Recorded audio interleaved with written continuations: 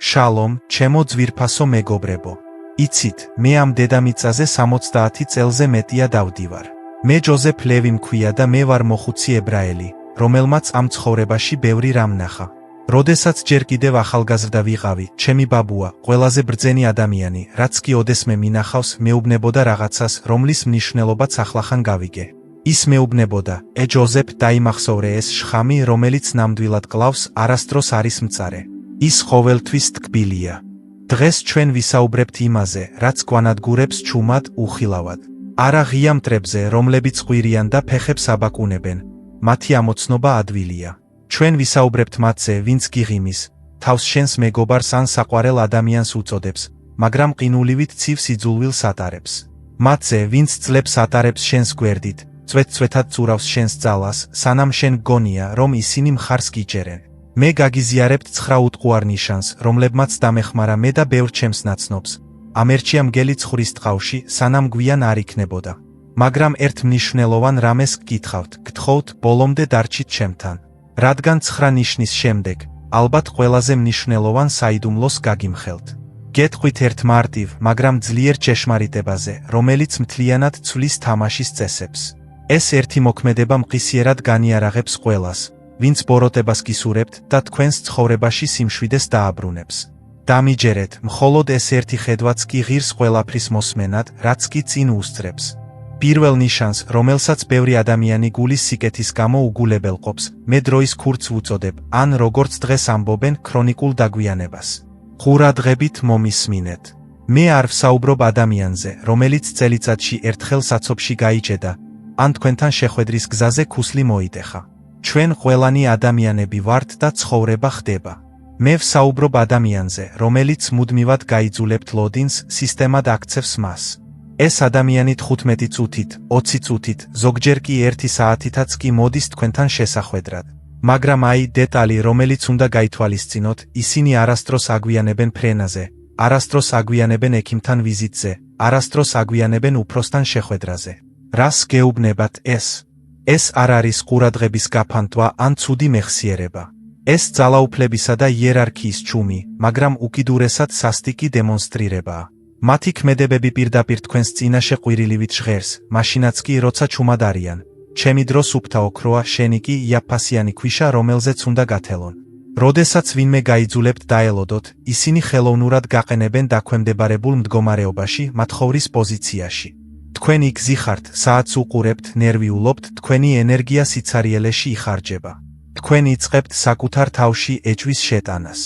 შემდეგ ადამიანი მოდის მშვიდი და მოდუნებული, ისვრის შემთხვევით ბოდიშს და იქცევა ისე, თითქოს ეს ადგილი მას ეკუთვნის.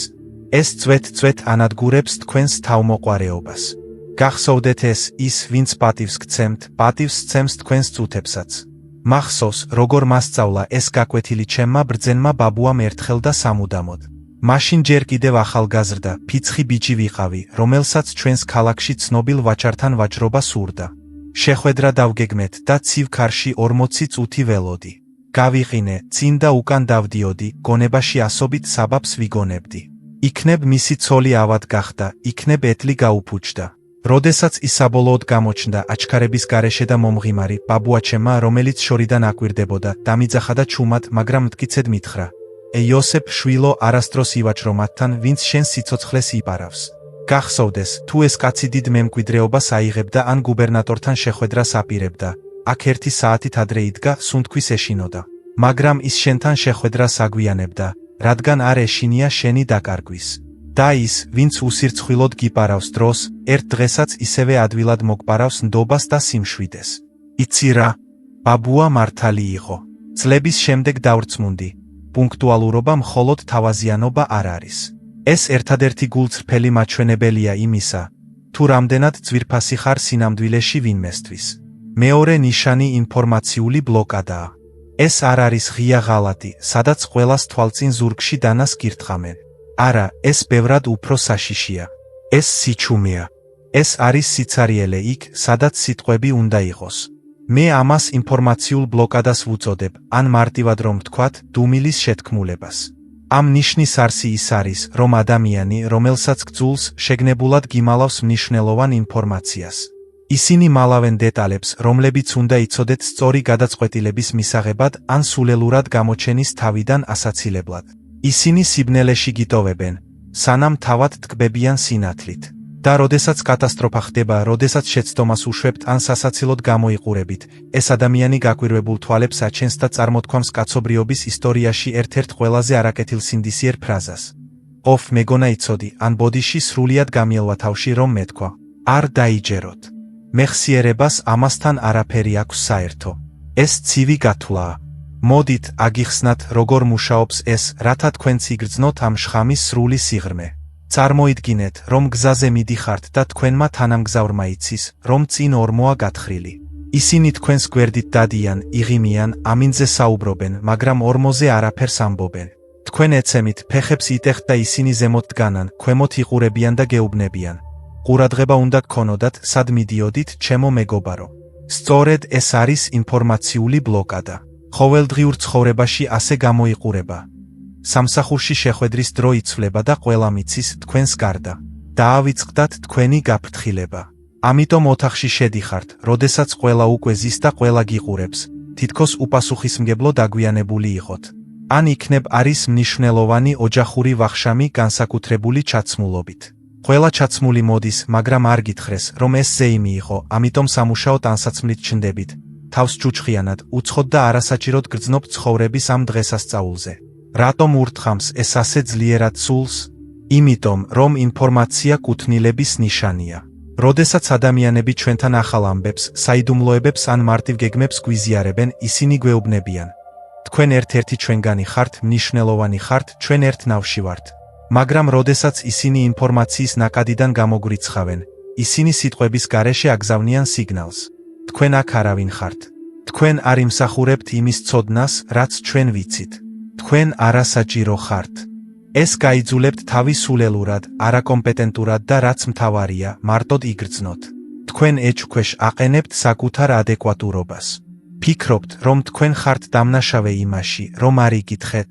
მაგრამ გახსოვდეთ მოხუცი იოსების სიბრძნე, მეგობარი ყოველთვის იპოვის გზას, რომ გაგაფრთხილოთ საფრთხის შესახებ. მაშინაც კი, თუ მას ხმა არ აქვს, ისინი ხელს იქნევენ. მტერი ჩუმად დარჩება, მაშინაც კი, თუ მას მეგაფონი აქვს. Nous avions rendez-vous, et je l'ai attendu 40 minutes dans le froid glacial. J'étais paralysé, je faisais les 100 pas, inventant 1000 excuses. Peut-être que sa femme était malade, peut-être que sa charrette était en panne. Quand il est enfin arrivé, tranquille et souriant, mon grand-père, qui nous observait de loin, m'a appelé et m'a dit, d'une voix calme mais ferme, « Joseph, mon garçon, ne fais jamais affaire avec ceux qui te volent ta vie. Souviens-toi, si cet homme devait toucher un gros héritage ou rencontrer le gouverneur, il serait arrivé 1 heure plus tôt, à bout de souffle. Mais s'il était en retard, c'est parce qu'il n'a pas peur de te perdre. Et celui qui te vole ton temps, sans scrupule, te volera tout aussi facilement ta confiance et ta tranquillité un jour. Tu sais quoi? Grand-père avait raison. Des années plus tard, j'en ai été convaincu. La ponctualité n'est pas qu'une simple politesse. C'est le seul indicateur honnête de l'importance que quelqu'un a réellement pour toi. Le deuxième signe est le blocage de l'information. Il ne s'agit pas d'une trahison ouverte, d'un coup de poignard dans le dos devant tout le monde. Non, c'est bien plus terrifiant, c'est le silence. C'est le vide, là où devraient résonner les mots. J'appelle cela le blocage de l'information ou, en clair, la conspiration du silence. Ce signe révèle qu'une personne qui vous hait vous cache délibérément des informations importantes. Elle dissimule les détails dont vous avez besoin pour prendre la bonne décision ou éviter de passer pour un idiot. Elle vous maintient dans l'ignorance, tandis qu'elle-même profite de la lumière. Et lorsque le désastre survient, lorsque vous commettez une erreur ou que vous avez l'air ridicule, cette personne affiche un air surpris et prononce l'une des phrases les plus mensongères de l'histoire de l'humanité. « Ah, je croyais que tu le savais » ou « Désolé, j'ai complètement oublié de te le dire, n'y croyez pas. » Nous avions rendez-vous et je l'ai attendu 40 minutes dans le froid glacial. J'étais paralysé, je faisais les 100 pas, inventant 1000 excuses. Peut-être que sa femme était malade, peut-être que sa charrette était en panne. Quand il est enfin arrivé, tranquille et souriant, mon grand-père, qui nous observait de loin, m'a appelé et m'a dit d'une voix calme mais ferme, « Joseph, mon garçon, ne fais jamais affaire avec ceux qui te volent ta vie. Souviens-toi, si cet homme devait toucher un gros héritage ou rencontrer le gouverneur, il serait arrivé 1 heure plus tôt, à bout de souffle. Mais s'il était en retard, c'est parce qu'il n'a pas peur de te perdre. Et celui qui te vole ton temps sans scrupule te volera tout aussi facilement ta confiance et ta tranquillité un jour. Tu sais quoi? Grand-père avait raison. Des années plus tard, j'en ai été convaincu. La ponctualité n'est pas qu'une simple politesse. C'est le seul indicateur honnête de l'importance que quelqu'un a réellement pour toi. Le deuxième signe est le blocage de l'information. Il ne s'agit pas d'une trahison ouverte, d'un coup de poignard dans le dos devant tout le monde. Non, c'est bien plus terrifiant. C'est le silence. C'est le vide, là où devraient résonner les mots. J'appelle cela le blocage de l'information, ou en clair, la conspiration du silence. Ce signe révèle qu'une personne qui vous hait vous cache délibérément des informations importantes. Elle dissimule les détails dont vous avez besoin pour prendre la bonne décision ou éviter de passer pour un idiot. Elle vous maintient dans l'ignorance, tandis qu'elle-même profite de la lumière. Et lorsque le désastre survient, lorsque vous commettez une erreur ou que vous avez l'air ridicule, cette personne affiche un air surpris et prononce l'une des phrases les plus mensongères de l'histoire de l'humanité. « Ah, je croyais que tu le savais » ou « Désolé, j'ai complètement oublié de te le dire. N'y croyez pas. » დღეს მან დას დაუმალა ვაჭრის მოსვლის დრო, ხვალ კი მას ავადმყოფობის წამალს დაუმალავს. გეშინოდეთ მათი, ვინც დუმს, როცა უნდა ილაპარაკოს, რადგან ასეთი მეგობრის დუმილი მტრის წყევლაზე საშინელია. იმ დღიდან დები ძლივს ლაპარაკობდნენ. ლეამ ნამდვილად დაიწყო გაქრობა, დაკარგა საკუთარი თავის რწმენა, რადგან მას ეჩვენებოდა, რომ საკუთარი სისულელის დამნაშავე იყო. და ეს გაკვეთილი სამუდამოდ ვისწავლე. ასე რომ, ჩემო ძვირფასო მეგობრებო, თუ შეამჩნევთ, რომ თქვენს წრეში ვინმე გამუდმებით ივიწყებს თქვენთვის მთავარი რამის თქმას, თუ მნიშვნელოვანი ამბავი ბოლოს მოგივა, თუ თავს ბრმა კნუტად გრძნობ მხედველი ადამიანის გვერდით, ნუ ეძებ ნაკლს საკუთარ თავში. ნუ იფიქრებ, რომ ცოდნის ღირსი არ ხარ. იცოდე სხვა რამ, შენს გვერდით მეგობარი არ არის. შენს გვერდით ციხის ზედამხედველია, რომელმაც დუმილის საკანში გამოგკეტა. და ერთადერთი გამოსავალია, შეწყვიტო მათი სიტყვებისა და დუმილის ნდობა. თავად ეძიე სიმართლე და შორს დაიჭირე თავი მათგან, ვინც მას ჯიბეში მალავს. მესამე ნიშანი ტოქსიკური პოზიტივია. ჩვენ შეჩვეულები ვართ ვიფიქროთ, რომ პოზიტივი, ღიმილი და მხარდამჭერი სიტყვები ყოველთვის კარგია. მაგრამ მე მოხუცი იოსები, გეტყვი ისეთ რამეს, რამაც შეიძლება შენი სამყარო თავდაყირა დააყენოს. ზოგჯერ არ არსებობს უფრო საშიში შხამი, ვიდრე სიტყვა, რომელსაც ძალით გიდგამენ პირში, როცა მწუხარებისგან ხარავად. მე ამას ტოქსიკურ პოზიტივს ვუწოდებ, ან ბრძენკაცთა ენაზე იძულებით სიხარულს, რომელიც ტირილს აჩუმებს. ამ ნიშნის არსი ძალიან მზაკრულია. წარმოიდგინე, რომ ნამდვილი პრობლემები გქონია. ნამდვილი პრობლემები. სამსახური დაკარგე, საყვარელ ადამიანთან დაშორდი, ან უბრალოდ გრძნობ, რომ ძალები დაგტოვეს და სამყარო გაცვეთილი გახდა. მიდიხარ ადამიანთან, რომელიც ახლობელი ხარ, უხსნი მას სულს, აჩვენებ შენს ჯრილობას იმ იმედით, რომ ის უბრალოდ შენს გვერდით დაჯდება, უბრალოდ ხელს ჩაგიქნევს. ამის ნაცვლად, თქვენ გესმით მხიარული, წყრიალა ხმა, ოფ, მოდი, ნუ განაწყენდები, ყველაფერი კარგად იქნება. შეხედე, რა ლამაზი დღეა. სხვებს ფეხებიც კი არ აქვთ და იღიმიან. ნიკაპი მაღლა, სიტყვები სწორი, ნათელი ჩანს, მაგრამ რატომ გრძნობთ თქვენს სულს მათგან ასე მძიმედ? თითქოს საფლავის ქვა დაგიდგინეს? იმიტომ, რომ ამ ადამიანს არ სურს თქვენი ტკივილის დანახვა. ეს მათ დისკომფორტს უქმნის, როცა თქვენ მოწყენილი ხართ. თქვენი მწუხარება ანგრევს მათ სამყაროს სრულყოფილ სურათს. ამ ოპტიმისტური ფრაზებით ისინი არ გვანუგეშებენ, ისინი გაჩუმებენ. ისინი ძირითადად ამბობენ, თქვენი გრძნობები არასწორია. თქვენს ტკივილს მნიშვნელობა არ აქვს. გაჩუმდით და გაიღიმეთ, რომ კომფორტულად ვიღო. ეს, ჩემო ძვირფასო მეგობრებო, სიძულვილის ერთ-ერთი ყველაზე დახვეწილი ფორმაა. უარი თქვათ თქვენს უფლებაზე, იყოთ ცოცხალი, გრძნობადი ადამიანი. როგორ მოქმედებს ეს თქვენს ცხოვრებაზე?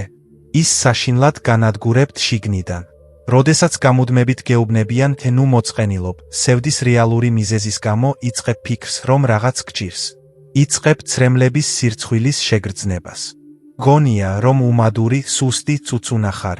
წყვეთ საკუთარი თავის ნდობას. შენი სული ტკივილისგან ყვირის, მაგრამ შენი გონება მოწამლული ამ უცხო პოზიტივით გეუბნება. ჩუმად იყავი, ტანჯვის უფლება არ გაქვს.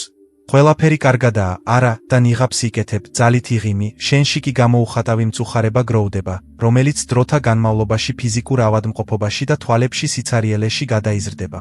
ის, ვინც ნამდვილად გიყვარს, არ ეშინია შენი სიბნელის. ის შენთან ერთად ჩავა იმ ორმოში, დალახში დაგიჯდება გვერდით და გეტყვის, უხედავ როგორ გტკივა. იტირე, აქ ვიქნები. მაგრამ ის, ვინც შენთვის ბოროტებას ისურვებს, ან უბრალოდ არ ზრუნავს შენზე, ზემოთ სუფთა თეთრ ხალათში დადგება და ზემოდან იყვირებს. ჰეი, ამოდი გარეთ. იქ ჯუჯხიანია. უბრალოდ შეწყვიტე სევდა. ეს სიწმინდით შენიღბული ღალატია. ახლა მოგიყვებით ისტორიას, რომელიც მრავალი ათწლეულის წინ მოხდა, როდესაც ჩემი ბაბუის თმა ჰერმონის მთის მწვერვალზე თოვლზე თეთრი იყო, მაგრამ მისი გონება מחვილივით ბასრი იყო. ჩვენს სამეზობლოში ცხოვრობდა კაცი, სახელად მენდელი. ის იყო ოსტატი ხელოსანი ოქროს ხელებით. ის საათებს არემონტებდა. მთელი მისი ცხოვრება იმ პატარა სახელოსნოში გაატარა.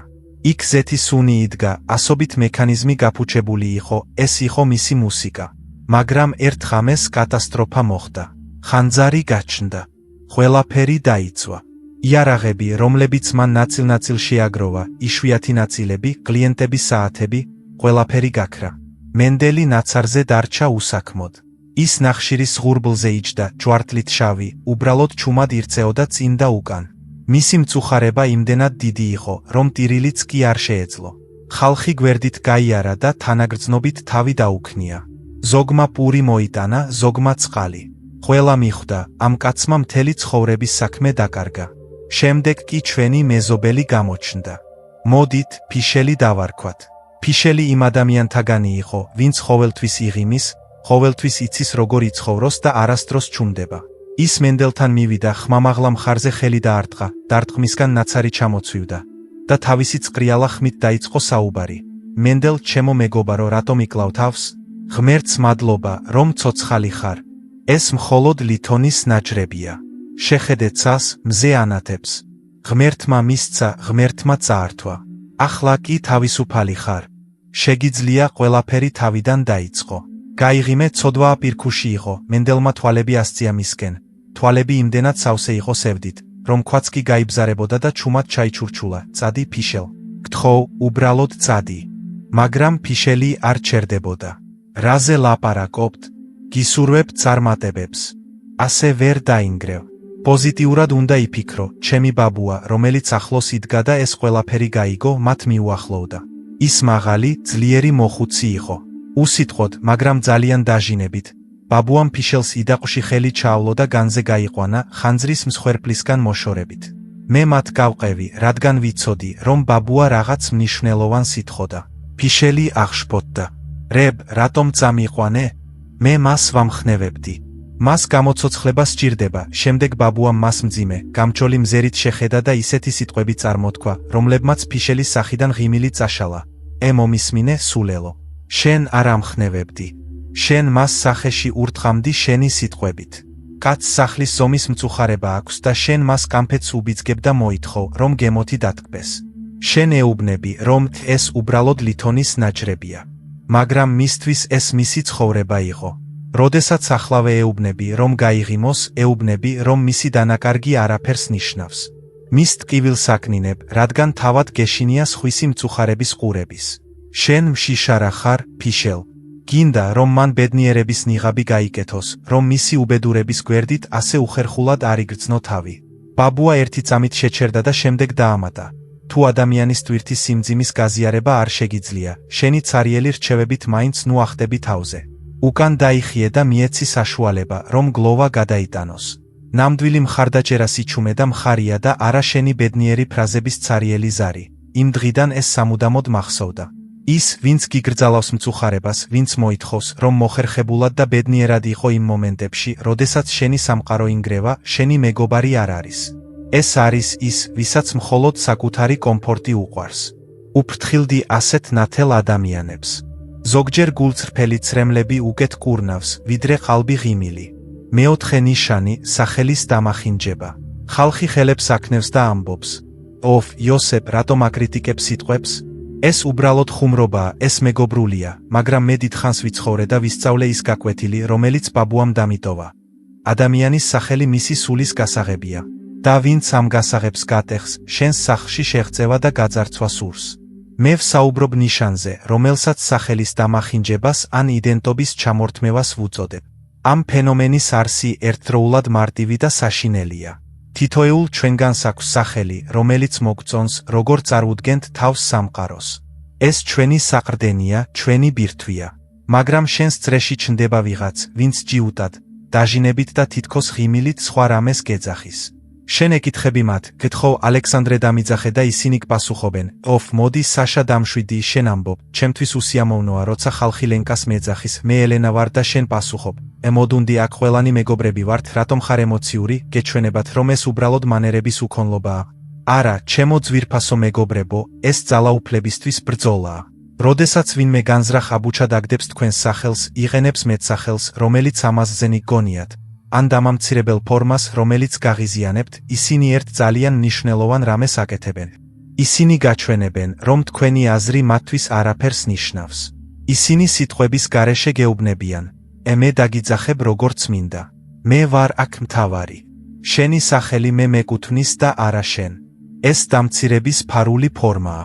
პატივცემული ზრდასრული მამაკაცის ვიტალიკად ან ვიტიად მისი ნების საწინააღმდეგოდ გადაქცევით. მტერი ცდილობს მისი რეპუტაციის შემცირებას. მათ სურთ დაგაბრუნონ ბავშვის მდგომარეობაში, რომელსაც თავზე ხელის დარტყმა და კუთხეში მიდება შეუძლია. ეს არის მცდელობა, რომ თქვენი მიღწევები, სტატუსი, ასაკი დაგიქვეითონ. ეს არის ნემსი, რომელიც ყოველ შეხვედრაზე ფრჩხილის ქვეშ გიჩვრებათ. ტკივა? სინამდვილეში არა, ასატანია. მაგრამ თუ ეს წლების განმავლობაში გაგრძელდა, თითი დაჩირქებას დაიწყებს. ყველაზე საზიზღარი ის არის, რომ თუ წინააღმდეგი იქნებით, ისინი დაგადანაშაულებენ. გეტყვიან, რა ხუმრობები არ გესმით? რა მგრძნობიარე ხართ? თავზე გვირგვინი ხომ არ გაგიზარდათ და თქვენ იწყებთ ფიქრს, მართლა იქნებ ვაჭარბებ, არა თქვენ არ აჭარბებთ.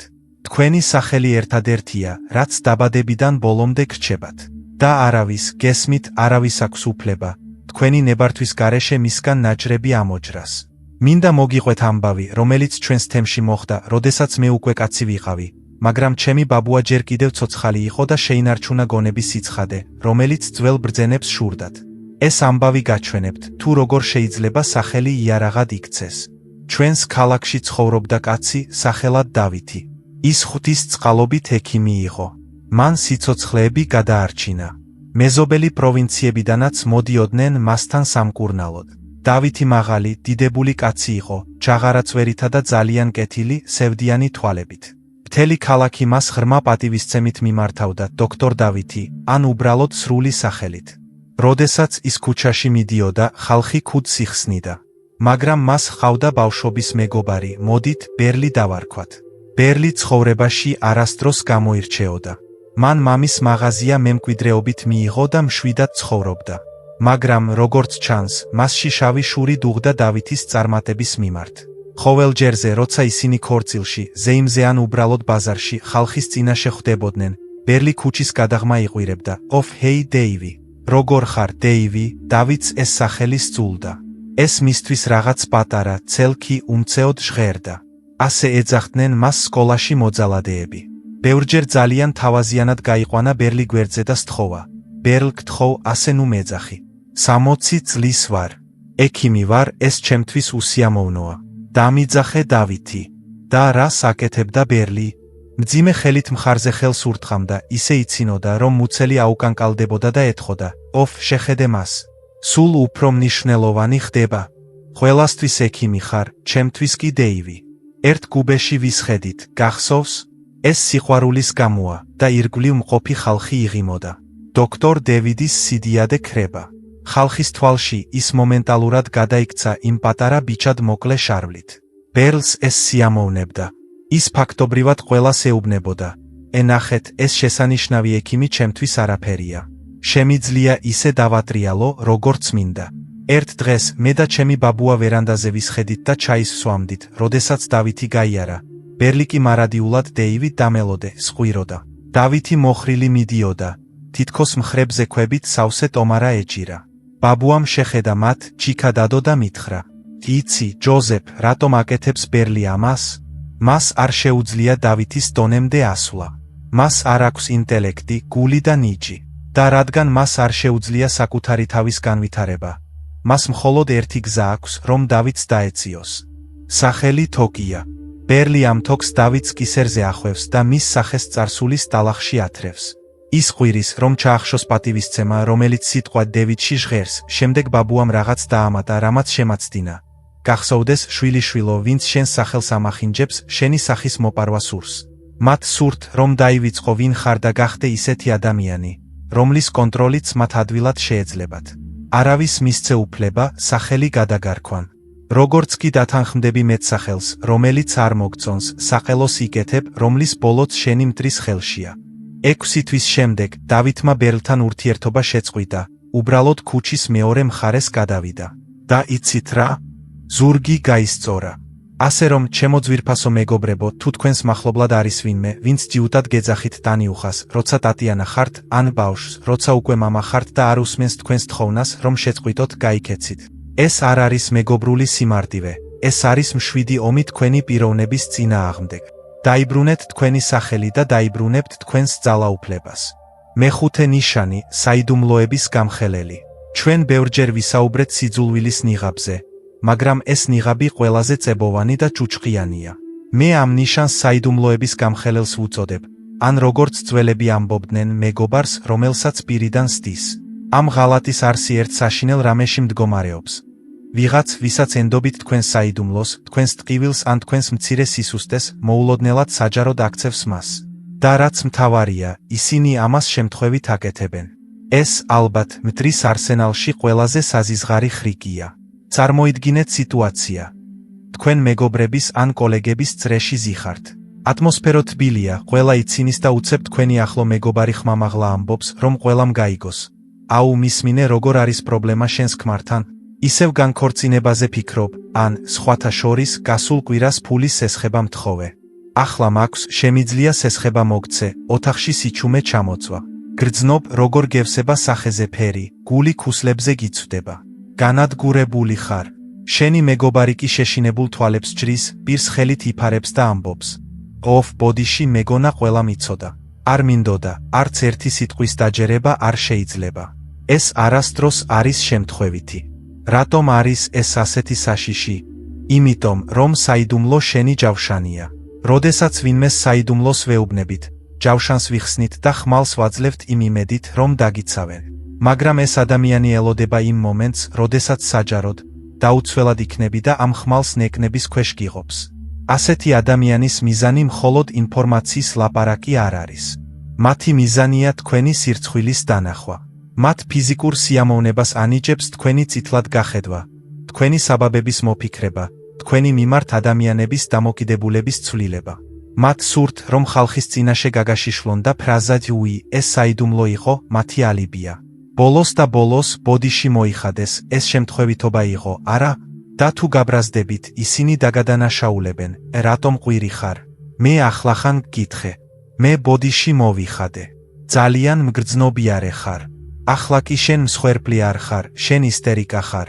ეს სიცოცხლეს ხანძარზე უარესად ანადგურებს. ადამიანებმა რეპუტაცია დაკარგეს, ქორწინებები დაინგრა, გარიგებები ჩაიშალა. ყველაფერი ერთი ასეთი შემთხვევითი ფრაზის გამო. თქვენ იწყებთ მუდმივ შიში ცხოვრებას. გეშინიათ ზედმეტი სიტყვის თქმის. თქვენ იკეტებით ნაჭუჭში. თქვენ წყვეთ საკუთარი თავის ყოფნას, რადგან იცით, რომ ნებისმიერი სიტყვა, რომელსაც იტყვით, შეიძლება თქვენს წინააღმდეგ იქნას გამოყენებული. ასეთ ადამიანთან ცხოვრება ჰგავს შუშის კედლებიან სახლში ცხოვრებას. არც სიმშვიდის წამი გაქვს, არც უსაფრთხოების კუთხე. ახლა მოგიყვები ისტორიას, რომელიც დღემდე მიკრავს გულს, თუმცა ნახევარ საუკუნეზე მეტი გავიდა. იმ დროს ჩემი ბაბუა არა მხოლოდ ნათესავი იყო ჩემთვის, არამედ ნამდვილი შუქურა იყო ცხოვრების მღელვარე ზღვაში. მას შეეძლო ხალხისგან პირდაპირ ხედავდეს, თითქოს გრაგნილებს კითხულობდა. ერთ დღეს მან თან წამიყვანა დიდებულ ზეიმზე, ჩვენს ქალაქში ძალიან პატივცემული ადამიანის, მოდით ჰერშის იუბილეზე. ჰერში სოლიდური, მდიდარი კაცი იყო. მას ჰქონდა სახერხი ქარხანა, ფულს სწირავდა სინაგოგას, ეხმარებოდა ღარიბებს. ყველა პატივს სცემდა მას, ახალგაზრდა ბიჭებიდან დაწყებული რაბინით დამთავრებული. მაგრამ ჰერშს ჰქონდა ერთი საიდუმლო, რომელსაც თვალებზე მეტად ფრთხილად იცავდა. ახალგაზრდობაში, როცა ჯერ კიდევ ღარიბი და გაცოფებული იყო, შეცდომა დაუშვა. ცუდ ბრბოსთან გაერთო და რამდენიმე თვე ციხეშიც კი გაატარა წვრილმანი ქურდობისთვის. მან გამოისყიდა თავისი დანაშაული, შეცვალა ცხოვრება, ყველაზე პატიოსანი ადამიანი გახდა. ამის შესახებ მხოლოდ მისმა უახლოესმა ადამიანებმა იცოდნენ და დაიფიცეს, რომ გაჩუმდებოდნენ, რადგან წარსული წარსულში უნდა დარჩენილიყო. ამ ზეიმზე ჰერშის ძველი ნაცნობიც იმყოფებოდა, კაცი სახელად იანკელი. იანკელი ყოველთვის ჰერშის ჩრდილში იყო. ის უღიმოდა მას, მის მაგიდასთან ჯამდა, ღვინოს სვამდა. მაგრამ იანკელის თვალები ყოველთვის დარაკნებივით დაფრინავდა. ჩემს ბაბუას არასდროს მოსწონდა იანკელი და ყოველთვის მეუბნებოდა. იოსებ მოერიდე მათ, ვინც ძალიან ტკბილად მღერის. მათ ენაზე თაფლი აქვთ, ქვეშ კი ნემსი. და ასე ზეიმის მწვერვალი. ჰერში სუფრის სათავეში დგას, ბედნიერი, ბავშვებითა და შვილიშვილებით გარშემორტყმული. სტუმრები სადღეგრძელოებს სვამენ, აქებენ მის პატიოსნებასა და კეთილშობილებას. ჰერში გაპრიალებული სამოვარივით ბრწყინავს. შემდეგ კი იანკელი დგება. ის ჯიქას ასწევს, ფართოდ იღიმის და მთელ დარბაზს ხმამაღლა ამბობს. ძვირფასო ჰერშ, ძალიან მიხარია, რომ წარმატების მწვერვალზე გხედავ. როდესაც შენს მდიდარ სახლს და პატიოსან ოჯახს ვუყურებ, ყოველთვის მახსენდება ჩვენი ახალგაზრდობა. ვინ იფიქრებდა მაშინ, როცა იმ ჭუჭხიან საკანში ქურდებთან ერთად ნარჩენებს იზიარებდი, რომ ასეთ მნიშვნელოვან ადამიანად გახდებოდი. აი, რას ნიშნავს ნებისყოფა. შენთვის, ჩემო მეგობარო, დარბაზში ისეთი სიჩუმე ჩამოვარდა, რომ ბუზის გავლაც კი გესმოდა. ღიმილი ჰერშის სახიდან გამდნარი ცვილივით გაქრა. ის გაფითრდა, გულზე ხელი ჩაიკრა და სკამზე ჩაეშვა. მისმა ცოლმა ტირილი დაიწყო. სტუმრებმა ჩურჩული დაიწყეს, თვალებს აშორებდნენ. მთელი ზეიმი, პატივისცემის მთელი ატმოსფერო, რომელიც ჰერშმა 40 წლის განმავლობაში შექმნა, 10 წამში ერთმა ფრაზამ გაანადგურა. იანკელი იქვე იდგა, უმანკო სახით, თვალებს ახამხამებდა. რა? რამე არასწორი ვთქვი? ეს 100 წლის წინ იყო. ეს წარმატების ისტორიაა. კეთილი განზრახვა მქონდა, მე და ჩემი ბაბუა გარეთ გავედით, რადგან ბაბუა ამ სისაძაგლემ დაახშო. ის გაცოფებული იყო. მან ჯოხი ქვაფენილს ისე დაარტყა, რომ ნაპერწკლები აფეთქდა და ისეთი სიტყვები წარმოთქვა, რომლებიც მეხსიერებაში ჩამიბეჭდა. მომისმინე, ჯოზეფ. ხედავ, რა მოხდა? იანკელი მეგობარს არ აქებდა. იანკელი მას კლავდა. ის ამ მომენტს 40 წელი ელოდა. შური მასში მჟავასავით წვავდა. მას არ შეეძლო ჰერშისთვის წარმატებისა და ხალხის პატივისცემის პატიება. და მან ყველაზე მტკივნეული, ყველაზე ზუსტი დარტყმა აირჩია. დანით დარტყმისთვის სადღეგრძელოს უკან დაიმალა. გახსოვდეს, შვილიშვილო, საიდუმლო სისხლს ჰგავს. ის შიგნით უნდა დარჩეს. ის, ვინც შენს სისხლს საჯაროდ ღურის და ამას იმით ამართლებს, რომ სურდა მისი ფერის შემოწმება, მეგობარი არ არის, ის მკვლელია. არასოდეს გესმის, არასოდეს ენდო ადამიანს, რომელმაც ერთხელ მაინც შემთხვევით გაამხილა სხვისი საიდუმლო. დღეს მან ჰერში 1 წუთით ტრიუმფისთვის გაყიდა. ხვალ კი შენც 1 მონეტად გაყიდის. ჰერშის მდგომარეობა ამ ინციდენტის შემდეგ საშინლად გაუარესდა. საჯაროდ აღარ გამოჩენილა და მალევე ავად გახდა. იანკელი ქალაქში დადიოდა და ყველას ეუბნებოდა, თუ რამ გრძნობიარე ადამიანი იყო ჰერში. მე უბრალოდ სიმართლე ვთქვი. ამიტომ, ჩემო ძვირფასო მეგობრებო, იყავით ბრძენი. თუ შეამჩნევ, რომ შენს მახლობლად ვინმეს უყვარს სხვისი საიდუმლოებების გაზიარება, იცოდე, მან უკვე გაუმხილა სხვებს შენი. თუ ვინმე თქვენი საიდუმლოებების გამხელისას დავიწყების ან გულუბრყვილობის მიღმა იმალება, ნუ მისცემთ მას მეორე შანსს. დახურეთ პირი და სული მათთვის. უმჯობესია, საიდუმლოდ და არამეგობრულად ჩათვალოთ, ვიდრე ბრბოს გასართობად იქცეთ. თქვენი ცხოვრება არ არის გაზეთი ცნობის მოყარე თვალებისთვის. დაიცავით იგი. მე-6 ნიშანი, წრიდან გარიყვა. ეს არის უძველესი, პირველყოფილი შიში, რომელიც თითოეული ჩვენგანის სიღრმეში ზის. მე ამ ნიშანს წრიდან გარიყვას, ანუ შუშის კედელს ვუწოდებ. შეიძლება იფიქროთ, რომ სიძულვილი მუშტი ან ბოროტი სიტყვაა, მაგრამ მე მოხუცი იოსები გეტყვით. ყველაზე საშინელი სიძულვილია, როდესაც არ არსებობთ, როდესაც ცარიელ სივრცეთ გაქცევენ თითით შეხების გარეშე. ამ ნიშნის არსი ის არის, რომ ფიზიკურად და ემოციურად გამოგყავთ სივრციდან. ეს ხდება ერთი სიტყვის გარეშე. გახსოვდეთ, ოდესმე გამოგიცდიათ ეს. თქვენ უახლოვდებით ადამიანების ჯგუფს, კოლეგებს, მეგობრებს ან ნათესავებს. ისინი წრეში დგანან, იცინიან, რაღაცაზე მსჯელობენ. უახლოვდები, იღიმი და იმედოვნებ, რომ მათ სიხარულს გაიზიარებ. და რა ხდება? არავინ იხრება გვერდზე, არავინ დგამს ნახევარ ნაბიჯს უკან, რომ წრეში შეგიშვას. მათი მხრები ერთმანეთზეა გადაჯაჭვული, როგორც რომაელი ლეგიონერების ფარები. შენ დგახარ მათ უკან, ზურგს უკან, ცდილობ ვინმეს მხარზე გადახედო სიტყვის ჩასმას, მაგრამ შენი სიტყვები სიცარიელეში ვარდება, როგორც მონეტები უძირო ჭაში. ან კიდევ უარესი, საერთო მაგიდასთან ზიხარ. ვიღაც, ვინც წვეულების სულია, ისტორიას ყვება. ისინი ერთ ადამიანს უყურებენ, მეორეს, მესამეს. ისინი ყველას თვალებში ამყარებენ კონტაქტს, ყურადღებას ძვირადღირებული საჩუქრებივით ანაწილებენ. მაგრამ როდესაც მათი მზერა შენამდე აღწევს, ის უბრალოდ სრიალებს, თითქოს შენს ადგილას цаრიელი სკამი ან გამჭვირვალე ჩიქაა. ისინი არ გიყურებენ, ისინი შენით იყურებიან. რას გრძნობ იმ მომენტში? ვიცი, რას გრძნობ, რადგან ეს ასობით ადამიანის თვალში მინახავს. ცივა. სასოწარკვეთილად იწყებ მიზეზის ძებნას საკუთარ თავში. იქნებ რამე არასწორად ვთქვი? იქნებ კარგად არ გამოვიყურები? იქნებ ცუდი სუნი მაქვს? იწყებ შეკუმშვას. იხრები. ხმა უფრო მშვიდი გეჩვენება. ცდილობ ასიამოვნო ყველაზე ხმამაღლა იცინო ხუმრობაზე, რომელიც შენთვის სასაცილოც კი არ არის, მხოლოდ იმისთვის, რომ შეგამჩნიონ, მხოლოდ იმისთვის, რომ ყურადღება ოდნავ მაინც მოგაქციონ. მაგრამ, ჩემო ძვირფასო მეგობრებო, გახსოვდეთ, ეს თქვენი ბრალი არ არის.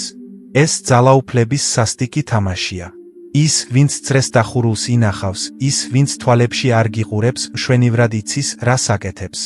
ეს უძველესი სიგნალია, რომელსაც დედამიწაზე ნებისმიერი არსება ხვდება. შენ ჩვენი ხროვის ნაწილი არ ხარ. აქ შენი ადგილი არ არის. წადი. ძველ დროში ტომიდან გაძევება გარდაუვალ სიკვდილს ნიშნავდა. ადამიანს თხეში მარტო ვერ გადარჩებოდა. ამიტომ, როდესაც კომუნიკაციის წრიდან გამორიცხულები ვართ, ჩვენი ტვინი განგაშს რეკავს. ფიზიკურად თავს ცუდად ვგრძნობთ, ხელები გვეცინება. ჩვენი მტრები კი ამას იღენებენ. ისინი დუმილითა და ზურგშექცევით გიკლავენ თავმოყვარეობას. ისინი გაგრძნობინებენ თავს კეთროვანად, სითბოს უღირსად. და ყველაზე საზიზღარი რამ, მათ ვერაფერში დაადანაშაულებ. თუ ვკითხავ, რატომ არ მაქცევ ყურადღებას, გაკვირვებულ სახეებს გააკეთებენ, რაზე ლაპარაკობ, უბრალოდ ვსაუბრობდით, ვერ შეგიმჩნევია. ნუ იგონებ რამეს. და კიდევ ერთხელ, შენ დამნაშავე პარანოიდად რჩები. მინდა მოგიყვე ისტორია, რომელმაც სიამაყისა და თავმოყვარეობის შესახებ მასწავლა. ეს ძალიან დიდი ხნის წინ მოხდა. ჩემი ბაბუა პატივცემული, მაგრამ არა მდიდარი კაცი იყო.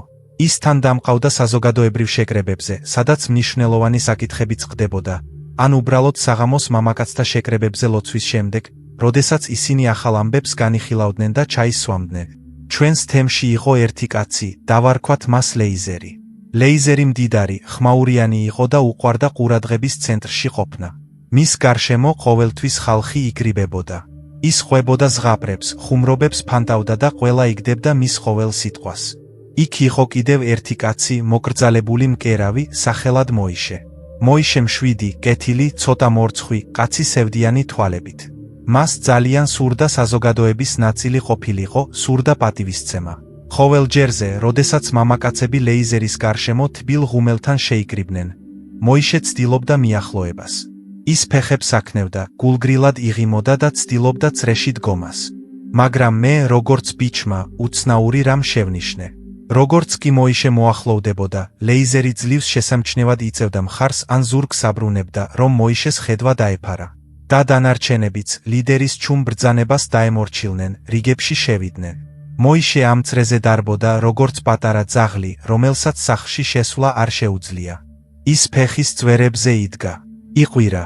მეც მქონდა ასეთი შემთხვევა.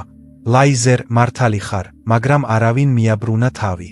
ლაიზერმა განაგრძო საუბარი, ყველას უყურებდა მოიშეს გარდა. მოიშე კართან იდგა, სირცხვილისგან გაცითლებული, კანკალებდნენ ხელები, მაგრამ არ წასულა. იმედოვნებდა, რომ თუ კიდევ ცოტა ხანს იდგებოდა, თუ კიდევ ერთხელ დათანხმდებოდა, წრე გაიხსნებოდა. ბაბუამ სახელოში მომქაჩა და მითხრა: წავიდეთ, იოსებ მტკივნეულია ამის ყურება. ვერანდაზე გავედით, სადაც თოვლი იყო. ბაბუამ ჩიბუხი აანთო, ყვამლის ღრუბელი გაუშვა ყინვიან ჰაერში და წარმოთქვა სიტყვები, რომლებიც დღემდე მახსოვს, თითქოს გუშინ იყო. თე მოიშე ნახე, მკითხა ბაბუამ. თავი დავუქნიე. ცოდვა გქონია, არა, იცი რატომ არის ის საწყალი? არა იმიტომ, რომ ლეიზერი ბოროტია. ლეიზერი ჩვეულებრივი ფარშავანგია, რომელსაც კუდი გაშლილი აქვს და ეშინია, რომ ვინმე მის ბუმბულს არ დააბიჯებს. მოიშე საწყალია, რადგან კედელზე აკაკუნებს, სადაც კარი არ არის.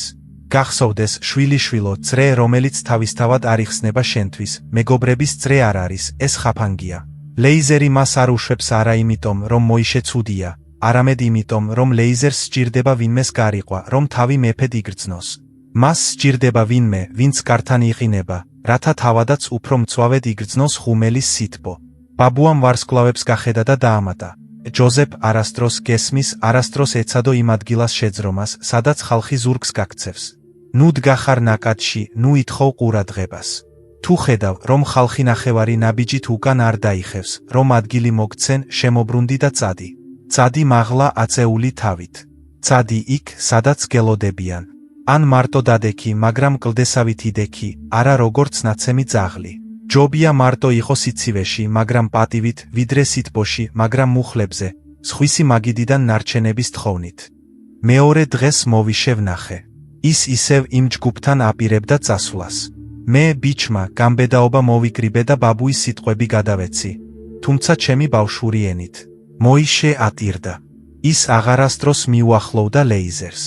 მან კიდევ ორი თანამოსაუბრე იპოვა, ისეთივე მშვიდი მოხუცები, და ისინი კუთხეში დასხდნენ, ჩაიდალიეს და ისაუბრეს. და იცით რა? დიდი ხნის შემდეგ პირველად, მოვიშეს თვალებში სიმშვიდე დავინახე. ასე რომ, ჩემო ძვირფასო მეგობრებო, თუ გრძნობთ, რომ გარიყულები ხართ, რომ ხალხი არ გიყურებთ, რომ თქვენს სიტყვებს ყურადღებას არ აქცევენ, ნუ ეცდებით ამ ადამიანების სიყვარულის დამსახურებას. ეს შეუძლებელია. თქვენ გარიყულის როლი დაგაკისრესთ, რათა მათი თავმოყვარეობა დააკმაყოფილოთ. ნუ ითამაშებთ მათ თამაშს. ყველაზე ძლიერი, რაც შეგიძლიათ გააკეთოთ, არის ის, რომ წაართვათ მათ თქვენი მცდელობების დანახვის სიამოვნება. დატოვეთ მათი ხედვის არეალი. შექმენით თქვენი საკუთარი წრე. თუნდაც ის პატარა იყოს. მაშინაც კი, თუ იქ მხოლოდ ერთი ადამიანია, ეს იქნება პატივისცემის წრე და არა ამპარტავნების. თქვენი ღირსება მათ ამალაში ადგილის ღირებულებაზე მეტია. მეშვიდე ნიშანი, იღბლის აუდიტორი. ამ ნიშნის არსი მარტივია, მაგრამ დამანგრეველი. წარმოიდგინეთ, რომ დიდხანს და გულმოდგინედ იშრომეთ. აგურით აგური ააშენეთ სახლი. რთული ენა შეისწავლეთ, სანამ ყველა ღამით ეძინა. ძილისთვის დანაზოგის გასაკეთებლად დასვენებაზე უარი თქვით. ხელები სისხლით იმუშავეთ, დაეცით და ადექით. და ბოლოს დადგა ის დღე. გაიმარჯვეთ.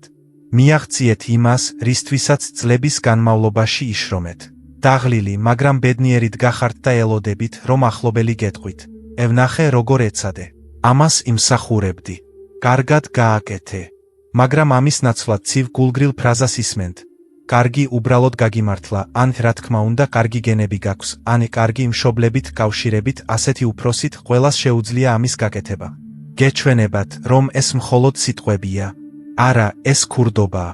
ადამიანი, რომელიც ასე საუბრობს, დანაშაულს ჩადის თქვენი პიროვნების წინააღმდეგ. ისინი იპარავენ შენს საკუთარ ცხოვრებაზე ავტორობას.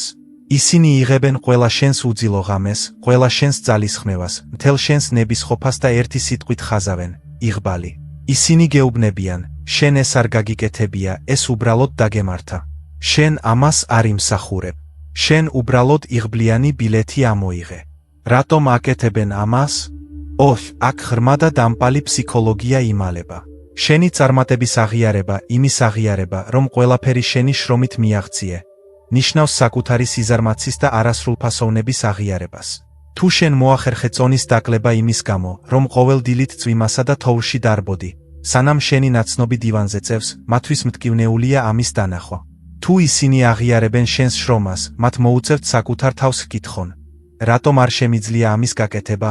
ეს ნიშნავს, რომ ზარმაცი ვარ, ეს უსიამოვნოა. ბევრად უფრო ადვილია თქვა, ემათ უბრალოდ კარგი მეტაბოლიზმი, კარგი გენეტიკა აქვთ. დასრულებულია, ისინი მაშინვე თავს უკეთ გრძნობენ. ისინი არ არიან ზარმაცები, ისინი უბრალოდ უიღბლოები არიან. და შენ არ ხარ შრომის მოყვარე, უბრალოდ ბედისწერის ფავორიტი ხარ. ისინი თვითშეფასებას თქვენის დამცირებით ინარჩუნებენ. როგორ მოქმედებს ეს თქვენს ცხოვრებაზე? ეს საშინელ დაავადებას, თაღლითის სინდრომს წარმოშობს. როდესაც ასჯერ გეუბნებიან, რომ უბრალოდ გაგიმართლა, იწყებ ამის დაჯერებას. წყვეთ შენი ძალისხმევის დაფასებას. გეშინია, რომ ხვალ შენი იღბალი ამოიწურება და არაფრის გარეშე დარჩები. ბოლოს და ბოლოს, მათი თქმით, შენ თვითონ ვერაფერს გააკეთებ. იწყებ დანაშაულის გრძნობას შენი წარმატების გამო. იწყებ ბოდიშის მოხდას იმის გამო, რომ ყველაფერი კარგად მიდის შენთვის. უფრო პატარა, 7, უფრო მოკრძალებული ხდები მხოლოდ იმისთვის, რომ ეს აუდიტორები არ გააბრაზო. და ისინი აღფრთოვანებულები არიან. ხელის აწევის გარეშე მოგჭრას ფრთები. მოგიყვები ისტორიას, რომელიც ჩვენს თემში დიდი ხნის წინ მოხდა, როდესაც მე ჯერ კიდევ ბიჭი ვიყავი და ჩემი ბაბუა ძლიერი იყო, როგორც ძველი მუხა და ბრძენი, როგორც წინასწარმეტყველი. ამ ისტორიამ მასწავლა პურის ფასის გარჩევა სიტყვების ფასისგან. ჩვენი ქალაქის გარეუბანში ძველი, ნახევრად დანგრეული წისქვილი იდგა. ის მრავალი წლის განმავლობაში არ მუშაობდა. სახურავი დამპალი იყო, წისქვილის ქვები ხავსით იყო დაფარული და შიგნით ქარი უბერავდა. არავის სურდა ამ ადგილის დაკავება, ამბობდნენ, რომ ეს დაწყევლილი ადგილი იყო. შემდეგ გამოჩნდა ერთი ახალგაზრდა კაცი, სახელად ელი. ის ობოლი იყო. მას ერთი პენიც არ ჰქონდა, მხოლოდ 2 ხელი და ჯიუტი შუბლი. ელი მიწის მესაკუთრესთან გარიგება დადო. ის წისქვილს აღადგენდა და მოგვიანებით დაფქვის საფასურს გადაიხდიდა. ხალხი დასცინოდა მას და ეუბნებოდა, სად ადიხარ, ელი? იქ მხოლოდ ვირთხებს გამოგვებავ. მაგრამ ელი ჩუმად იყო. ის იმ ნანგრევებში გადავიდა საცხოვრებლად. მახსოვს, როგორ დავრბოდით ჩვენ, ბიჭები, მის სანახავად. ის გათენებიდან დაღამებამდე მუშაობდა. თვითონ ატარებდა უზარმაზარ მორებს და ხრინწიან ხიხინამდე. თავად ასწორებდა ბორბალს, შემოდგომაზე კი წელამდე იდგა ყინულიან წყალში. ჩალის ტომრებზე ეძინა, შრალ ქერქებს ჯამდა, ნაჭრებით დადიოდა, მაგრამ ერთი დღეც არ გაჩერებულა. 1 წელი გავიდა, შემდეგ წამი. ვნახეთ, როგორ დაბერდა ამ ხნის განმავლობაში, თუმცა ახალგაზრდა იყო. ხელები მხარ კოჟრებად გადაექცა, ზურგი მოხრილი. შემდეგ კი ერთ მზიან დილას მთელ ქალაქს ჯრიალის ხმა მოესმა. წისქვილის ბორბალმა ბრუნვა დაიწყო. ელიმ წყალი გაუშვა. წისქვილი გაცოცხლდა. მალე მასთან მარცვლეულით სავსე ურმები მოდიოდნენ, რადგან ელის ფქვილი საუკეთესო იყო, წვრილი და თოვლივით თეთრი. ელიმ ფულის შოვნა დაიწყო, კარგი სახლი ააშენა, დაქორწინდა, სუფთა კოსტუმი ჩაიცვა. ის პატივცემული კაცი გახდა. ჩვენს ქალაქში კიდევ ერთი კაცი იყო, მოდით, ნაუმი დავარქვათ. ნაუმი მდიდარი ვაჭრის შვილი იყო, მაგრამ თავად ცხოვრებაში თითი არ გაუნძრევია. უყვარდა ტავერნაში ჯდომა, ამაღლებულ საკითხებზე საუბარი და ბედზე წუწუნი. ერთ დღეს, როდესაც მე და ჩემი ბაბუა მოედანზე გავდიოდით, ნაუმი იქიჯდა თავის მეგობრებთან ერთად და უყურებდა, როგორ ჩადიოდა ელი თავისი ახალი ეტლით. მან ხმამაღლა და ღიმილით თქვა, შეხედეთ, რა აყვავებულები გახდნენ ჩვენი ელი. რა იღბლიანი ეშმაკია. იპოვა ვიღაც სულელი პატრონი, რომელმაც წისქვილი უსასყიდლოდ მისცა. და ადგილი ოქროსფერია. წყალი თავად ატრიალებს ბორბალს, twins არ საჭიროებს. იღბლიანი სულელი, უბრალოდ, სწორ ადგილას და სწორ დროს აღმოჩნდა. ჩვენ კი აქვს ხედვართ, რადგან პატიოსან ადამიანებს არ უმართლებთ. მისმა მეგობრებმა თავი დაუქნიეს, კი გაუმართლა. ზუსტად. ბაბუა ჩემი გაჩერდა. ასეთ ტყუილს ვერ გაუვლიდა. ის ნაუმს მიუახლოვდა, ხელჯოხს დაეყრდნო და მძიმე მზერით შეხედა. გაუმართლა, ამბობ, ჩუმად იკითხა ბაბუამ. թե რა თქმა უნდა გაუმართლა, უპასუხა ნაუმმა თავხედური ღიმილით, ნანგრევები უბრალოდ იქ იდგა. უბრალოდ ხელი დაადე. ხრი კი არ არის. შემდეგ ბაბუა მომიბრუნდა და ხმამაღლა თქვა, რომ მოედანზე ყველას გაეგონა. იოსებ წადი ელის წისქვილში და სთხოვე მისი ძველი ხელთათმანები, რომლებიც პირველი 2 წლის განმავლობაში მუშაობდა. მე იქით გავიქეცი. ელი გაკვირვებული იყო, მაგრამ მომცა თავისი ძველი ხელთათმანები, რომლებიც ჯუჯხით, სისხლითა და ოფლით იყო გამაგრებული და რომლებიც მის ფარდულში სამახსოვროდ ეკიდა. მე ისინი ბაბუას მივუტანე. ბაბუამ აიღო ეს საშინელი, გაცვეთილი ტყავის ნაჭრები, რომლებსაც ჯერ კიდევ შენარჩუნებული ჰქონდათ მუშაობით დაგრეხილი თითების ფორმა და ნაუმის წინ მაგიდაზე დააგდო. ხმაური ქვების ჩამოვარდნას ჰგავდა. ჩაიცვი, უბრძანა ბაბუამ ნაუმს, გაიკეთე ეს იღბლის ხელთათმანები. თუ ამბობ, რომ გაუმართლა, მაშინ საქმე ხელებში არ არის. სცადე. იგრძენი ამ იღბლის სუნი. შიგნით სისხლია შრომისგან. შიგნით უძილო ღამეებია. ყინულივით წყალია და მორების სიმძიმე, რომლებიც ძვლებს გიმტვრევს. ამბობ, რომ წყალი თავად ბრუნავს ბორბალს. წადი იმ წყალში 1 საათითაც კი დადექი. ელი თვეები იდგა იქ. ნაუმი გაცითლდა, ხელთათმანები გადააგდო და ჩაილაპარაკა. რატომ იწყებ? მე უბრალოდ ვთქვი. შენ უბრალოდ არ თქვი, მკაცრად უპასუხა ბაბუამ, ეს ხვის შრომაზე აფურთხე, რომ შენი სიზარმაცე გაამართლო. ამას წარმატებას უწოდებ, რადგან გრცხვენია იმის აღიარება, რომ შიშარა ხარ და გეშინია თიჩი ნამსხვრევების არ გაგეჭედოს. გახსოვდეთ, ყველამ იღბალი არის მეტსახელი, რომელსაც ზარმაცი ადამიანები ხვის შრომას არქმევენ, რათა თავი უღირსად არ იგრძნონ. იმ დღიდან ვისწავლე ეს გაკვეთილი. როდესაც ვინმე გეუბნებათ, გაგიმართლათ მას შემდეგ, რაც მძიმე შრომის ჯოჯოხეთი გამოიარეთ, ეს მეგობარი არ არის. ეს არის შურიანი ადამიანი, რომელსაც სურს თქვენი გამარჯვება მოიპაროს საკუთარი სიშიშვლის დასაფარად. ჩემო ძვირფასო მეგობრებო, თუ თქვენს მახლობლად არის ისეთი იღბლიანი აუდიტორი, რომელიც თქვენს ყველა მიღწევას შემთხვევითობას, ვარსკვლავებს ან სხვების დახმარებას მიაწერს, ნუ შეეკამათებით მათ. ნუ აჩვენებთ მათ თქვენს გოჟრებს. მათ არ მოუნდებათ მათი დანახვა. უბრალოდ იცოდეთ თქვენი ფასი. იცოდეთ, რომ თქვენი სახლის ყოველი ქვა თქვენი ხელით არის დადებული და მიეცით ამ ადამიანს საშუალება იცხოვროს თავისი უიღბლობით. თქვენ კი იცხოვროთ თქვენი პატიოსნად დამსახურებული ბედნიერებით. არავის მისცეთ უფლება თქვენი ოქრო ქვიშად აქციოს.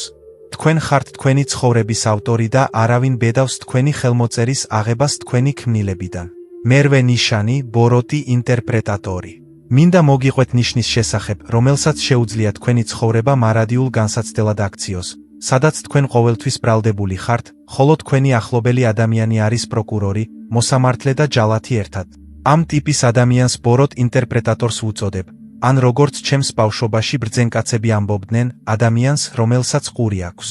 ამ ფენომენის არსი საშინელია თავისი სიმარტივით. რასაც არ უნდა ამბობდეთ, ეს ადამიანი თქვენს სიტყვებს ყველაზე უარესი, ყველაზე შეურაცხმყოფელი და ყველაზე დამახინჯებული გზით განმარტავს.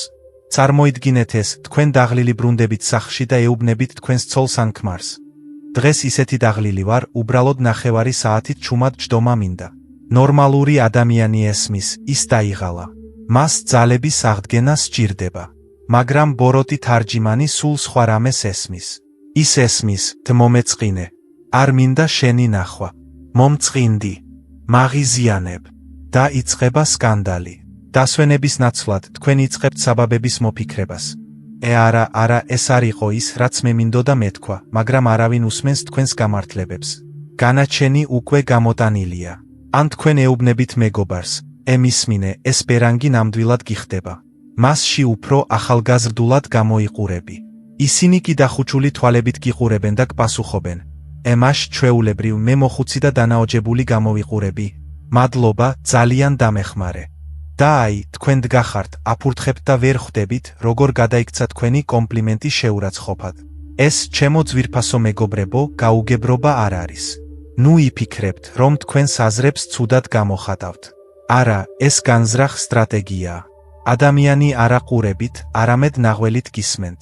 ისინი თქვენს სიტყვებში ეძებენ განაწყენების მიზეზს, როგორც ღორი ტალახს ეძებს. მათ უნდა განაწყენდნენ. მათ უნდა დაგსაჯონ. რადგან სანამ თქვენ საბაბს იპოვით, სანამ ენა დაებათ ბოდიში არ მინდოდა, თქვენ სისუსტის მდგომარეობაში ხართ. თქვენ სუსტი ხართ, დამოკიდებული ხართ, პატიებას ითხოვთ. და ისინი სიტუაციის დიდსულოვანი ან მრისხანე ბატონ პატრონები არიან. ასეთ ადამიანთან ცხოვრება ნაღმების ველზე სიარულს ჰგავს. თქვენ იწყებთ ყოველი სიტყვის აწონ-დაწონვას. გეშინიათ ხუმრობის, რადგან ხუმრობას დაცინვას დაარქმევენ. გეშინიათ ჩუმად დარჩენის, რადგან დუმილს იგნორირებას დაარქმევენ. გეშინიათ პრობლემებზე საუბრის, რადგან ამას წუწუნს დაარქმევენ. საბოლოოდ, თქვენ უბრალოდ დუმდებით. თქვენ იკეტებით საკუთარ თავში, თქვენი პიროვნება წაიშლება. ჩრდილად იქცევი, რომელსაც ხმის ამოღების ეშინია. ეს ნელი დახრჩობაა.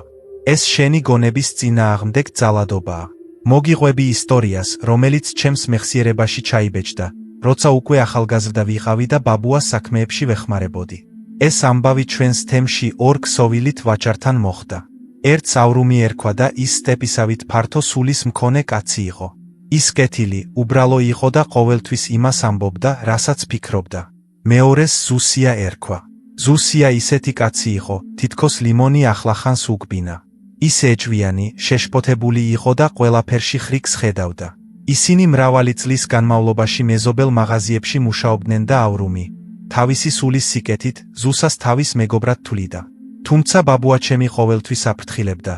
ავრუმ ღვინო გაჟონილ კასში არ ჩაასხა. ზუსია შენს სიტყვებს არ ისმენს, საკუთარ შიშებს ისმენს. ერთ დღეს სელის მოსავალი გაფუჭდა და ქსოვილის ფასები მკვეთრად გაიზარდა. ავრუმმა ძველი კავშირების წყალობით ძველ ფასად კარგი ქსოვილის პარტია მიიღო. ის ბედნიერი იყო და პირველი, რაც გააკეთა, ზუსიასთან წავიდა. ის თავის მაღაზიაში მივიდა, გაღიმებული და სუფთა გულით უთხრა: ზუსია, ჩემო ძმაო, მომისმინე, აქ გამიმართლა. ქსოვილი იაფად ვიღიდე. ვიცი, რომ საქმეები ახლა შენთვის კარგად არ მიდის. ვაჯრობა გაჩერებულია. ნება მომეცით გაგიზიაროთ. პარტიის ნახევარი იმავე ფასად აიღეთ, რა ფასადაც მე ვიღიდე.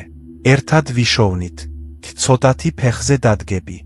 როგორც ჩანს, ამაში სიკეთის გარდა რა ისმოდა, კაცი დახმარებას სთავაზობს, საკუთარი ხელით გასცემს მოგებას. მაგრამ ზუსია გაფითრდა, შემდეგ გაწითლდა, შემდეგ კი სახე რისხვისგან დაემანჯა. მან მაკრატელი, რომელიც ხელში ეჭირა, დახლზე მოისროლა და ისე ხმამაღლა იყვირა, რომ ქუჩიდან ხალხი გამოვარდა. ასე ლაპარაკობ, ავრუმ. აქ ჩემს დასამცირებლად მოხვედი? გინდა ყველას დაანახო, რომ მე ღატაკი ვარ, რომ ბიზნესის კეთება დამოუკიდებლად არ შემიძლია. გინდა ჩემი მფარველი გახდე, რომ მთელი ცხოვრება შენს წინაშე თაყვანივცე? ცოტათი ფეხზე დადექი, ასე მიწას მესური, მიანიშნებ, რომ ახლა ძირს ვარ. შენი ნაჯერი დაიხრჩო. არ მოგცემ უფლებას დამცინო. გადი ჩემი მაღაზიიდან. ავრუმი გაოგნებული იყო. ის იქვე იდგა, თვალებს ახამხამებდა და ბუტბუტებდა. ზუსია, რას ამბობ? მე ამას მეგობრის მსგავსად ვგულისხმობდი. მინდოდა დახმარება. ვიცი შენი დახმარება. ზუსიამ იღრიალა. გინდა ჩემი ყიდვა? გინდა მთელმა ქალაქმა თქვას, რომ ზუსია ავრუმის ხელიდან იკვებება? გაეთრიე. ავრუმი ქუჩაში სრულიად დამსხვრეული გავიდა, უსამართლობისა და შეურაცხყოფისგან თითქმის ცრემლები წამოუვიდა. მან დაინახა ჩემი ბაბუა, რომელიც ახლოს იდგა და მთელი სამარცხვინო სცენა გაიგო. ავრუმი კანკალებდა და ღილაკზე ატრიალებდა და ჰკითხა: რებ მითხარი, რა დავაშავე? სუფთა გულით ვილაპარაკე. რატომ ამახინჯა ჩემი სიტყვები ასე? იქნებ სწორად არ გამოთქვი აზრი? ბოდიში მოვიხადო? ბაბუამ ავრუმს მხრებში ჩაავლო ხელი, მისკენ მოაბრუნა და მკაცრად, მაგრამ დიდი სევდით უთხრა: ავრუმ, გაჩერდი. ერთი ნაბიჯით უკან არ დაიხიო. ნუ გაბედავ ბოდიშის მოხდას. თუ ახლა შენი სიკეთისთვის ბოდიშის მოხდას აპირებ, სიმართლის წინაშე ცოდვას ჩაიდენ. ბაბუამ ჯოხი ზუსიას მაღაზიას მიადო და განაგრძო: მომისმინე, ავრუმ. პრობლემა შენს ენაში კი არა, მის ყურებშია. ზუსიაში ომი მძვინვარებს. მას საკუთარი თავი სწულს. თავს პატარად და უღირსად გრძნობს.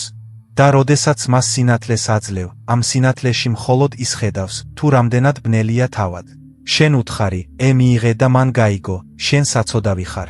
შენ უთხარი, ერთად და მან გაიგო, შენ ჩემი მონახარ. ეს შენი სიტყვები არ არის, ავრუმ.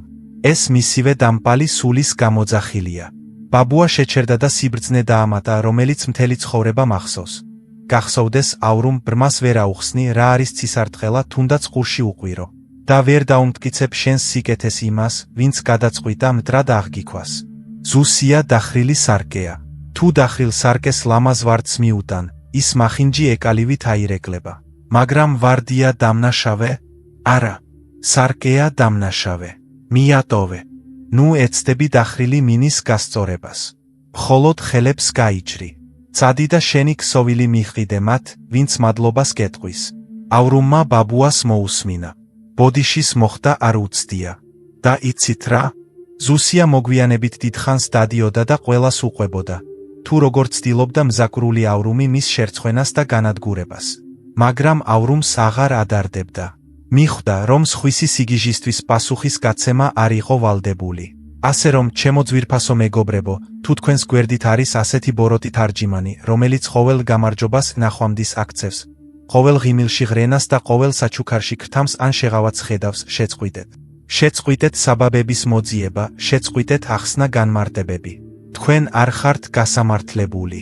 ვერასდროს დაუმტკიცებთ მათ, რომ კარგი ხართ, რადგან მათი მიზანი თქვენი გაგება კი არა, თქვენი თავდაჯერებულობის განადგურებაა. ამ თამაშში გამარჯვების ერთადერთი გზა მისი არ თამაშია. გაჩუმდით, დისტანცირდით და ესაუბრეთ მხოლოდ მათ, ვინც თქვენს ენას ესმის, სიყვარულისა და პატივისცემის ენას. დუმილი თარჯიმნებს დაუთმეთ. დუმილში მათ არაფერი ექნებათ დასამახინჯებლად, გარდა საკუთარი აზრებისა. მეცხრე ნიშანი უეცარი სიყრუე. ხშირად ვფიქრობთ, რომ სიძულვილი არის ის, როდესაც ადამიანები გვიყვირიან. ფეხებს აბაკუნებენ ან ცუდ რაღაცეებს ამბობენ. მაგრამ მე მოხუცი იოსები გეტყვით, არსებობს სიძულვილის სახეობა, რომელიც უფრო მშვიდია, ვიდრე ფიფქების ცვენა, მაგრამ ის უფრო ძლიერად ურტყამს, ვიდრე შოლტი. ამ ნიშანს უეცარ სიღრუეს ვეძახი. და მე არ ვსაუბრობ ყურის დაავადებებზე ან სიბერეზე. მე ვსაუბრობ საშინელ ამპარტავნებაზე, რომელიც ყურადღების გაფანტვად არის შენიღბული. ამ ნიშნის არსი მარტივია კანკალამდე. თქვენ მიმართავთ ადამიანს, ჯდებით მის გვერდით. თქვენ შორის კედლები არ არის, თქვენ საუბრობთ მკაფიოდ და გარკვევით. თქვენ სვამთ კითხვას ან უზიარებთ ახალ ამბებს და პასუხად დუმილი. ადამიანი აგრძელებს ჯამას, ტელეფონს უყურებს, წიგნს კითხულობს ან ფანჯრიდან იყურება. ისინი არ ახამხამებენ თვალებს, არ აბრუნებენ თავს. ისინი იქცევიან ისე, თითქოს თქვენი ხმის ხმა უბრალოდ ქარის ხმაური იყოს, რომელსაც ყურადღება არ იმსახურებს. რას აკეთებთ ამ მომენტში? გული გიჩქარდებათ. თქვენ ფიქრობთ, იქნებ არ გაიგეს. და თქვენ უხერხულად გრძნობთ თავს, უფრო ხმამაღლა იმეორებთ თქვენს კითხვას. მათყენიხრები სახეში უყურებ არსებითად ყურადღებას ითხოვ, როგორც მათხოვარი, რომელიც პურის ნაჭერს ითხოვს. და მხოლოდ ამის შემდეგ, მეორე ან მესამე მცდელობის შემდეგ, ეს ადამიანი ნელა, ზარმაცად აბრუნებს თავს თქვენსკენ, ცარიელი თვალებით გიყურებს და გეუბნება. რამე თქვი?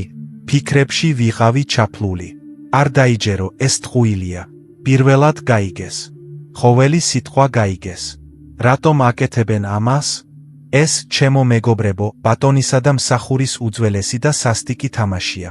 როდესაც ვინმე ერთი და იგივეს ორჯერ გამეორებას გაიძულებს, ენერგიას გპარავს. შენს ადგილს გაჩვენებ. სიტყვების გარეშე გეუბნება.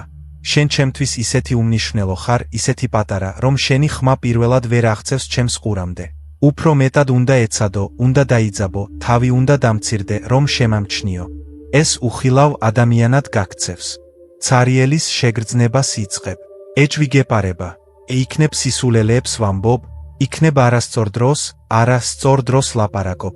უბრალოდ შენს გვერდით ზის ადამიანი, რომელიც სარგებლობს შენი იგნორირების ძალით. ეს ზიზღის უმაღლესი ფორმაა, ადამიანის არსებობის აღიარებაზე უარის თქმა. მოგიყვები ისტორიას, რომელიც მრავალი ათწლეულის წინ მოხდა, როდესაც მე ჯერ კიდევ ახალგაზრდა ვიყავი და ჩემი ბაბუა ჩვენი დიდი ოჯახის უფროსი იყო. იმ დროს სტუმრები ხშირად მოდიოდნენ ჩვენს სახლში დავების მოსაგვარებლად. რჩევის სათხოვნელად ან უბრალოდ სასაუბროდ. ჩვენს ქალაქში ცხოვრობდა ერთი კაცი, სახელად ხაიმი. ხაიმი ძალიან მდიდარი იყო. მას მარცვლეულით სავსე საწყობები ჰქონდა და მიწაზე ისე დადიოდა, თითქოს მისი იყო. ჩვენ კი გვყავდა შორეული ნათესავი, ბიძია ბორისი. 7 მოკრძალებული კაცი, არა მდიდარი. მთელი ცხოვრება წიგნების გადაწერაში გაატარა. ბორისი ჭკვიანი და მკითხველი იყო, მაგრამ ძალიან მორცხვი. ერთ დღეს, დიდ სადღესასწაულო ვახშამზე, სადაც ბევრი ადამიანი შეიკრიბა, ბორისი ხაიმთან ერთად-ერთ მაგიდასთან აღმოჩნდა. ბორისმა, რომელსაც მნიშვნელოვანი სტუმრის მიმართ პატივისცემის გამოხატვა სურდა, თავაზიანად მიმართა მას, პატივცემულო ხაიმ, გავიგე, რომ ახალი წისქვილი ააშენეთ. ეს ჩვენი ქალაქისთვის დიდი ამბავია. ხაიმი პირდაპირ მოპირდაპირე მხარეს იჯდა. მან ჩანგალი დაიჭირა, ხორცი დაღეჭა და ბორისის მეშვეობით კედელს გახედა. წარბიც კი არ შეუწევია. ხალხი ირგვლივ ხმაურობდა, მაგრამ ბორისის ხმა აშკარად ისმოდა. ბორისი გაწითლდა. თავს უხერხულად გრძნობდა გარშემომყოფების წინაშე. მან იფიქრა, რომ ხაიმი ჯამით იყო დაკავებული და ერთი წუთის ლოდინის შემდეგ, უფრო ხმამაღლა, იმედით ხმამაღლა გაიმეორა. ხაიმ წისქვილზე ვიკითხე. ამბობენ, რომ მშვენიერია. ხაიმმა ღეჭვა განაგრძო. ღვინო დაისხა, დალია და პირი ხელსახოცით მოიწმინდა. ისე იქცეოდა, თითქოს მის წინ მოჩვენება იჯდა. სუფრასთან სიჩუმე მძიმე, წებოვანი გახდა. ხალხმა მზერა გაცვალა. ბორისი, რომელიც უკვე პომიდორივით წითელი იყო და სირცხვილისგან მიწაში ჩავარდნას აპირებდა, მაგიდაზე გადაიხარა და სასოწარ კვეთილმა თითქმის დაიყვირა. რებ ხაიმ, გესმის ჩემი? მხოლოდ ამის შემდეგ ხაიმმა ნელა, სახეზე მომაკვდინებელი მოწყენილობის გამომეტყველებით, თავი გადაატრიალა, ბუნდოვანი მზერა ბორისზე გადაიტანა და კბილებში ჩაილაპარაკა. მე მელაპარაკები ბორის, რას ბუტბუტებ იქ? შენი ხმაური თავის ტკივილს მაყენებს. 7 ჯამე. ბორისმა თვალები თეფშზე დახარა და მთელი საღამო ერთი სიტყვაც არ უთქვამს. დამსხრეული იყო. მტვერი აჩვენეს. ვახშმის შემდეგ ბაბუაჩემმა, რომელმაც ეს სცენა მაგიდის მეორე ბოლოდან ნახა, მე და ბორისი ვერანდაზე დაგვიძახა. ბორისი თითქმის ცრემლებს ხურიდა. ის გამუდმებით იმეორებდა, შეიძლება ძალიან ჩუმად ვილაპარაკე. იქნებ მისი სადილი ჩავშალე. ბაბუამ ხელი მოაჯირს ისე ძლიერად დაარტყა, რომ ხიდან ჩიტები გაფრინდნენ. მან ბორის თვალებში შეხედა და მტკიცედ კაცისკენ უთხრა: ბორის, შეწყვიტე შენს ხმაში ხარვეზების ძებნა. შენი ხმა ვერცხლივით სუფთაა. პრობლემა შენს ყელში კი არა, მის სიამაყეშია. ხაიმმა უკეთ გაიგო შენი, ვიდრე მე. მაგრამ მას სურდა, რომ ორჯერ მოგიხადო თავი, პირველად კითხვით, მეორედ ყვირილით. მას სურდა, ყურადღების მათხოვრად გაგექცია. შემდეგ ბაბუამ თქვა სიბრძნე, რომელიც ანდერძად მინდა გადმოგცეთ. გახსოვდეთ, თუ ვინმე სიტყვას ბურთივით ესვრით და ის ვერ დაიჯერს, მაგრამ მიწაზე დააგდებს, ნუ აიღებთ ამ ბურთს. ნუ ღარ ისროლებთ მეორედ. თუ ადამიანმა პირველად არ გიპასუხათ წყნარ ოთახში, მან დუმილით გიპასუხათ. ეს პასუხი კი ასე ჟღერს: მე არ გცემთ პატივს. არასოდეს დაუყვიროთ ყრუ ადამიანს, რომელსაც არ სურს მოსმენა. შეინახეთ თქვენი ხმა მათთვის, ვინც თქვენს სიტყვებს მაშინვე იჯერს. და არასდროს გესმით, არასოდეს დაჯდეთ ერთ მაგიდასთან მათთან, ვინც თავს უხილავად გაგრძნობინებთ. ბორისმა ზურგი გაისწორა. ის აღარასდროს დაელაპარაკა ხაიმს პირველ რიგში.